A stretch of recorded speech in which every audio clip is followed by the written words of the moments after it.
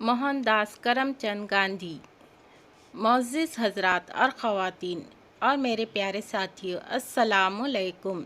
जैसा कि हम सब जानते हैं कि आज हम यहाँ गांधी जयंती मनाने के लिए जमा हुए हैं।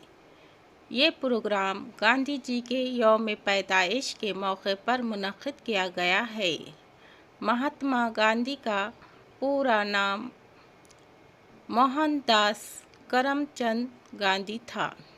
लोग उन्हें बापू के नाम से भी पुकारते थे। उनका जन्म गुजरात के मुकाम पोरबंदर में 2 अक्टूबर सन 1869 को हुआ था। 18 साल की उम्र में लंदन गए। वहां उन्होंने वकालत की डिग्री हासिल की और 22 साल की उम्र में वो बैरिस्टर बनकर भारत लौट आए।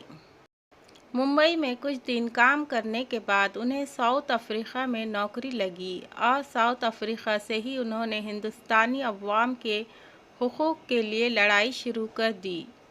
सन 1915 में गांधी जी हिंदुस्तान लौट आए और इंडियन नेशनल कांग्रेस में शामिल हुए और उन्होंने भारत की आज़ादी के लिए बेइंतहा जद्दोजहद की और आखिर 1947 में हमारा मुल्क आज़ाद हुआ। अल्लाह।